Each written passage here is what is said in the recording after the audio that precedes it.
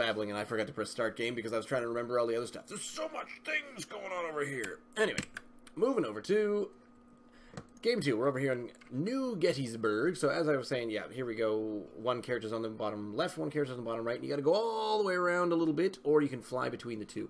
So with that, I don't know who that's gonna benefit more. Oh, wait. Nope. What did I want? I want this.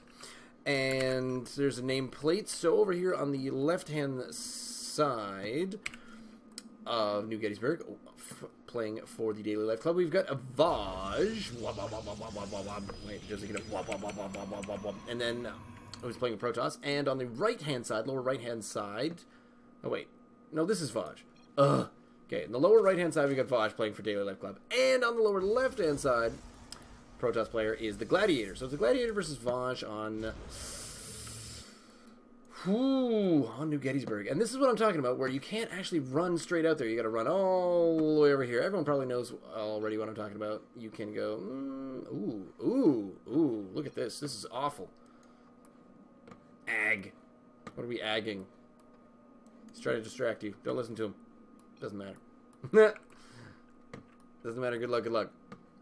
So the the Overlords, this is what I would consider to be the benefit of playing the Zerg player, where you can get a really good scout out. It's a slow scout, so they do get picked off if they can't run away fast enough, but what the Gladiator's doing here is he's getting a good scout in as well. Going with a pretty early gas there is V0J, and also the spawning pool, but I think, yeah, that was definitely hatched before spawning pool, and in fact Gladiator's doing a very similar same thing over here, where he went gateway straight into a Nexus. Now, no one ever really does Nexus first. There used to be a Nexus first build from way long ago. Beard hairs all up my grits.com. I will do that.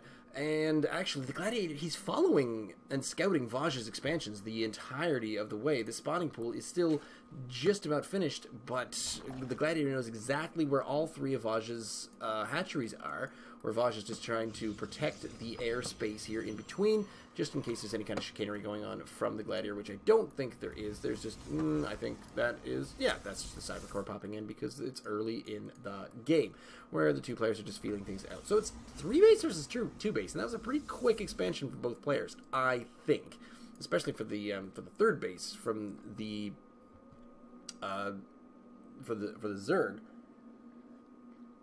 You want to usually have them pretty quick, but whew, I mean, we're only 236 in here. So there's the first amounts of units. There's the army supply is very similar because, in fact, they are both just trying to worker supply up very quick. Oh, and he's spelling out different things. What does that say?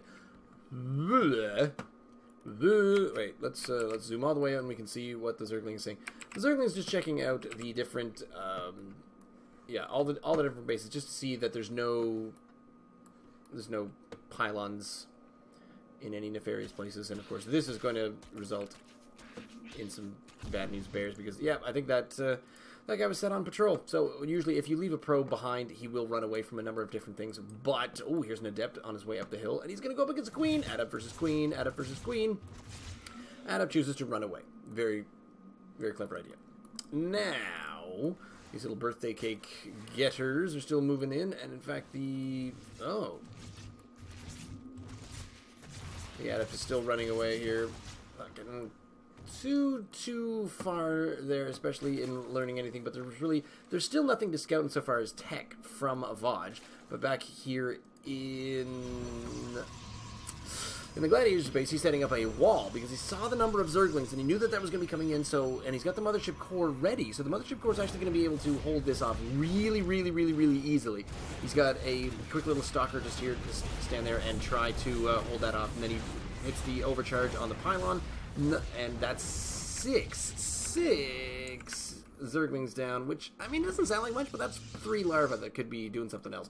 But the V0J did get 1, actually, so that was like, what, 5, I think? I couldn't count at the very beginning of it, but that was really a solid defense there from the Gladiator. V0J is going to have to think of something different here, but definitely playing a macro game because he's on a number of bases right now. But now we're seeing the Roach Warren go down, and I really should probably be having a look at, and we're seeing a number of spore crawlers.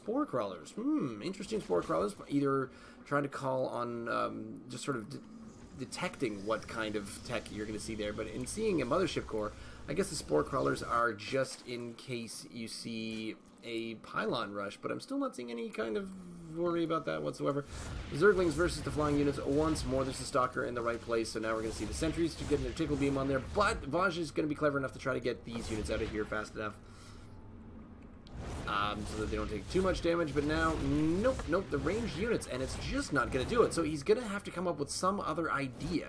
I don't even know if the roaches is going to be enough to get through here, but there's, oh no, I thought that was a spire. There's missile attacks on their way down, so I guess lair tech possibly, I don't really know where he's going to go from here, but still just kind of beating the doors down with the speedlings, who are already on that tech at the moment. No, I didn't see a forge just yet from the Gladiator, so I'm not seeing any +1 or any upgrades at the moment.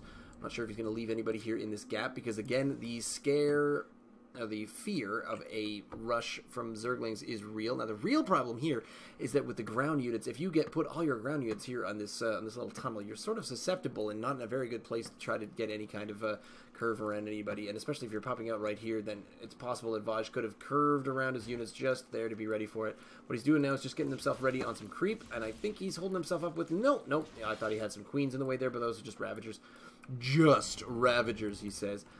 So the Ravagers make their way in there, and V0J is very entrenched right now, because I don't think the Gladiator doesn't have any air support right now, other than the Mothership Core, which, I mean, there's nothing to sneeze at. Mothership Core is really sweet, but pretty much the Spore Crawler, and there's...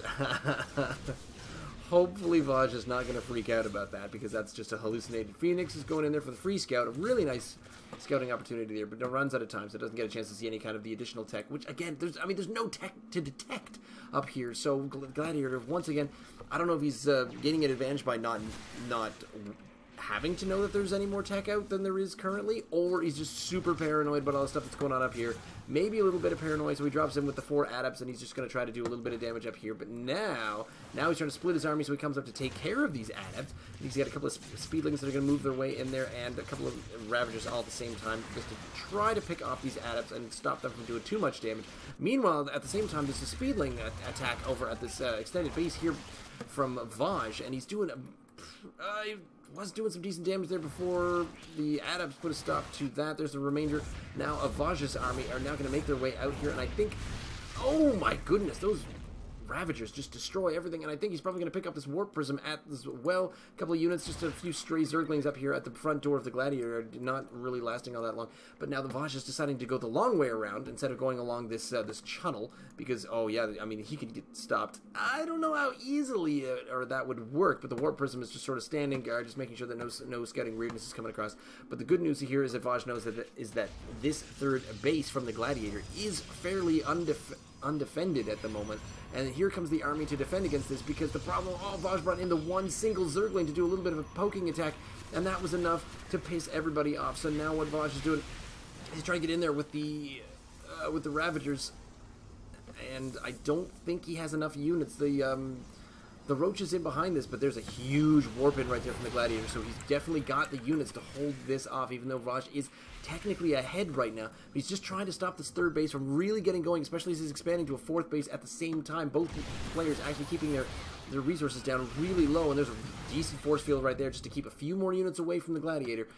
And now in comes the Disruptor that can do a Purification Nova. I'm learning things just kind of on the fly here, because I don't think I saw these the last time I saw it, but they're okay, so that's just kind of an AoE bomb that floats in there, and that's just something that that V0J is going to be maybe a little bit worried about. Here's an Overseer just hanging out right in the middle of the base here, and I'm not sure anyone's going to take care of that. A couple of Stalkers in the right place would be able to, but I'm not even sure that the Gladiator even sees it on his mini-map.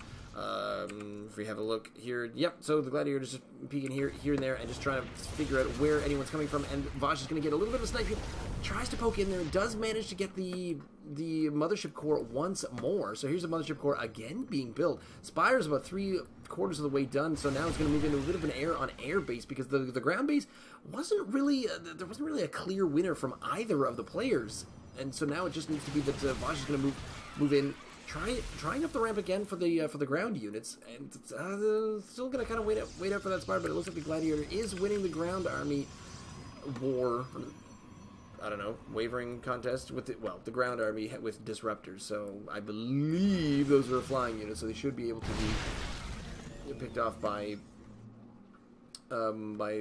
only air-to-air units or ground-to-air. So you need some Hydralisks or something in there because they're not going to be able to be shot at by most of these units. It's the Ravagers, if they could focus down. But I think the Ravagers, you want to focus down on these Immortals at the back. So right now, Gladiator's not getting too much forward except for vision. So now it's just sort of seeing, and Vosh is getting a free War Prism over here, but now the Gladiator is quite well aware of what's going on. So Blink is actually on the way right now to go to combat these Mutalisks, and there's the rest of the army is moving down towards these units, and I'm not really sure why Vosh is engaging this, because going up against a ground army, if you kind of stay where you're safe, you'll do quite well as air units, because the ground units can't reach you, but you can reach them. So now the Mutas do move into the main base, but Gladiator was ready with a couple of warpins of Stalkers, but Blink is nowhere near done yet, and the Mutas are just flowing across the map. They're just coming in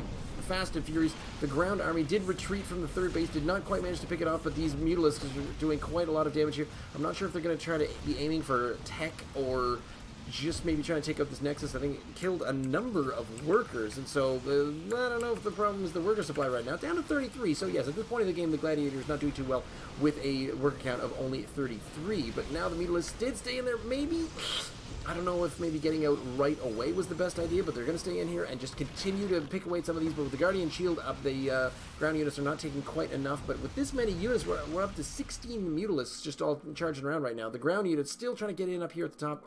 And now he's, what Vosh is going to do is he's going to join both armies at once, because he knows where the main army of the Gladiator is. He's just going to bring them both in at the same time, just a move into this huge ball. But I think the Gladiator just has a few too many tricks, or just a few too many button clicks away from a Guardian Shield, and also, probably going to pick off this Mothership Core one more time. I think that's the third Mothership Core that's been out at during this game. But these Immortals, I don't know, the Immortals are not going to do all that well against this kind of Muta army, so Vosh is just trying to keep himself in the air and just mobile with the Muta army and keep the ground army doing pretty much the same thing. So it's splitting this army consistently from the Gladiator, where half of it needs to come up here. I mean, they are both splitting their armies, but it's just the fact that Vosh is a lot more on the move, is doing a lot more just kind of surgical strikes. Did manage to snipe the Nexus down here, so that's going to delay the Gladiator and some more resources once more. I mean, it's not that he can't afford to get a new one, and it is popping up right now, but that takes a long time to build a new Nexus. And meanwhile, Vosh is coming in here one more time just to pick up, and this is huge, getting a sizable chunk of the remaining retreating army here, especially these Immortals who cannot shoot up, warping in a couple of the Stalkers who can shoot up. Meanwhile, it looks like the ground army did finally run out of steam. It's a huge Mutalisk army over there, but now the ground army has retreated all the way back. And here's the ground army from the Gladiator, and they're on their way up here just to pick up a number of these bases. So it's almost a base race right now, but what I'm expecting, yup, there they go, is the enormity of this Mutalisk army are going to move their way back across the base. And here's just a number of fleeing drones are trying to get their way out of there. There's some sunken, no, not sunken, creep? What are these called? Spine. Oh my goodness, I can never stop calling those the sunken colonies, but the Mutalisks are coming in here to defend, and that calls it. The Gladiator calls that one. I don't know. I mean, I think he certainly wasn't in a good place, but could he have come back from that? Maybe not, but it certainly would have made it a lot more interesting. The resource collection rate had super plummeted. The workers active had dropped off just because of how much they'd been picked off. And finally, the Gladiator made that one final push forward.